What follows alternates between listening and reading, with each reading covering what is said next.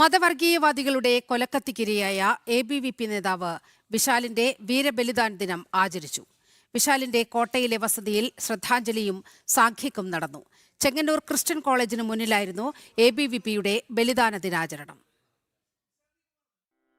ദേശീയതയിലൂന്നിയുള്ള ആദർശത്തെ മതഭീകരവാദികളുടെ ഭീഷണിയിൽ കൂസാതെ നെഞ്ചോട് ചേർത്ത് പിടിച്ച വിശാൽ മാരകായുധങ്ങളുമായെത്തിയ അക്രമി സംഘത്തിന്റെ കത്തിക്കിരയായിട്ട് 14 വർഷം പിന്നിടുകയാണ്.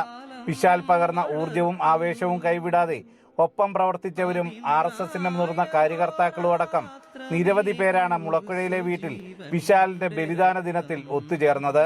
പുഷ്പാർച്ചനയോടെ ചടങ്ങുകൾ ആരംഭിച്ചു.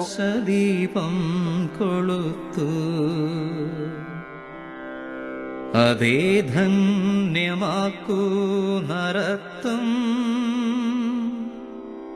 അതേ മർത്യജന്മം ചിരഞ്ജീവമാക്കൂ. RSS മുളക്കുഴ മണ്ഡലം സംഘടിപ്പിച്ച RSS പ്രാന്ത സഹപ്രചാരക് പ്രമുഖ് VN ദിലീപ് കുമാർ വിശാലിനെ അനുസ്മരിച്ചു. വിശാലിനെ കുറിച്ച് നിങ്ങളോടൊപ്പം തന്നെ കാരണം സംഘയാത്രയിൽ നമ്മൾ ഒരുമിച്ചായതുകൊണ്ട് ബൗദ്ധികമായിട്ട് അല്ലെങ്കിൽ ബോധമണ്ഡലങ്ങൾ കോൺഷ്യസ് കൊണ്ട് നമ്മളെല്ലാം ഒന്ന് തന്നെ ആയതുകൊണ്ട് വിശാലിനോടൊപ്പം തന്നെ വിശാലിൻ്റെ ചിന്തയോടും വിശാലിൻ്റെ ജീവിതത്തോടൊപ്പം തന്നെ ഞാനും ഇഴചേർന്നിരിക്കുന്നു. അല്ലെങ്കിൽ ശരീരം കൊണ്ട് വേർഭാഗത്തായിരുന്നുവെങ്കിലും ചിന്ത കൊണ്ട് ഒരുമിച്ച് തന്നെ ആയിരുന്നു എന്നുള്ളതാണ്. 2012 ജൂൺ 17 ചെങ്ങന്നൂർ ക്രിസ്ത്യൻ കോളേജിൽ വെച്ച് ക്യാമ്പസ് ഫ്രണ്ട് ഭീകരരുടെ ആക്രമണത്തിൽ വിശാൽ മരണപ്പെട്ടത്.